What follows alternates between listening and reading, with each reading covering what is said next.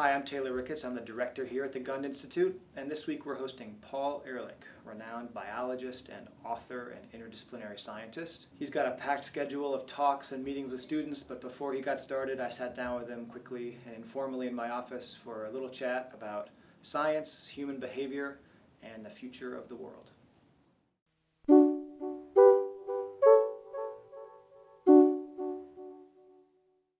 So let's see, let's start with the big picture on just how you see the world developing, what you think the most likely kind of trajectory is that we're on, and what's the best case scenario in terms of global development and sustainability. Well, I think the business as usual trajectory is what we're on. There was a lot of talk about getting off it, but as you perfectly well know, every year there's more greenhouse gases in the atmosphere. Every year there are fewer populations and species of biodiversity. Every year there's more toxic chemicals spread from pole to pole. Every year the odds of a great epidemic go up as the size of the population increases and the absolute number of immune compromised people, that is people who are not well nourished, goes up. The basic trajectory leads us to a collapse of civilization.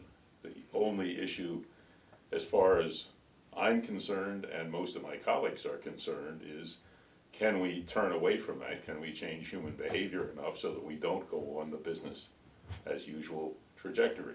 What do you think is the best case scenario? If we do change off this trajectory, but we still have 9 billion people and we still have modernization of societies, how good could it be? The best case scenario is to only have 9 billion people temporarily and move it down towards a sustainable level. I personally would like to see a world go back down eventually to maybe 1 or 1.5 billion people at a maximum, and have most people be able to live the way people in Vermont live.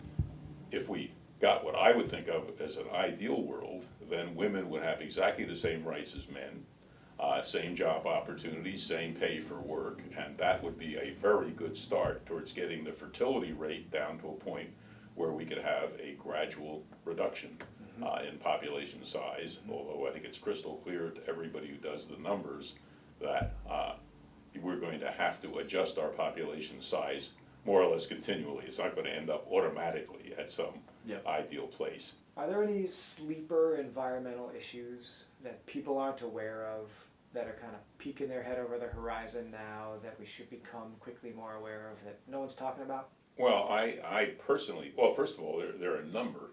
It depends on how technical you want to get. There was an article in Science by, I think, Davidson recently pointing out that even if you have a stationary population and one level of consumption, that you're still facing the fact that we're moving towards collapse because you're always moving towards scarcer and scarcer resources, more difficult to harvest, and so on.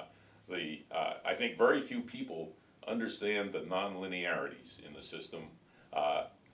There's a very well-known book by Joe Tainter who's written a lot on collapse, and one of his main things about collapse, one of the main indicators, is diminishing marginal returns, the complexity, but just diminishing marginal returns. Well, think about it. The first oil well was in Pennsylvania.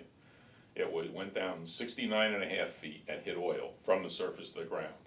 Deepwater Horizon started under 5,000 feet of water on the bottom of the sea floor and went down 2 miles to explore for oil. Well, that's diminishing marginal returns. We're seeing it everywhere. People are smart. We started with the richest resources and are now moving continually towards poorer ones.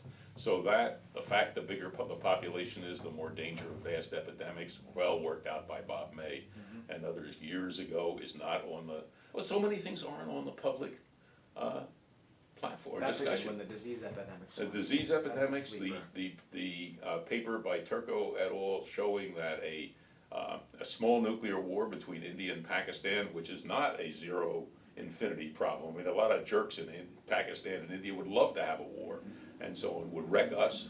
So these are the things that aren't even up.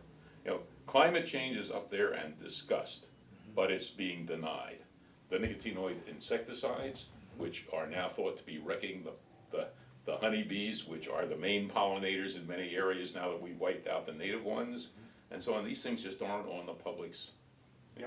But they could be. Yeah. you know, you're a father and a grandfather and now a great-grandfather, right? That's right. How old are your great-grandkids, or one of them? They're all under 3. Okay. So when you sit there watching them run around being 3-year-old kids, what do you think? You know, I've had a sine wave connection with this problem. When our daughter was 10 years old or 5 years old, I kept thinking, what a shitty world we're leaving to her. I've got to do something about this. Then she got old enough to say, Daddy, get stuffed, I'm not going to do it. And, you know, the urge to do it dropped off. And then all of a sudden, there's a couple of cute little granddaughters running around in tutus and the same thing. And now, the great-grandchildren. I have actually a theory on this. I think that we have, being a small group animal, we have a lot of trouble relating to future generations in the abstract. The ones we can relate to are the ones that we can identify their faces. You know, we have this wonderful brain mechanism that allows us special ability to identify faces. And you do get to know, if you live as long as I have, your children obviously very, very well. Your grandchildren pretty damn well. I mean, I drink with my granddaughters. One's about to get married. You know, they're real individuals. The great-grandkids, I can picture them, but that's about all, because they're not living right where I am. But as far as I can see, that would be the furthest out you can go. And so now that we've developed the technological capability to screw up my great-grandchildren's great-grandchildren's world, we have a real problem of learning to relate. Nothing else you want to say? That's fine if you know. I think Cool. you've got plenty. That was great. Yeah, Yeah. yeah.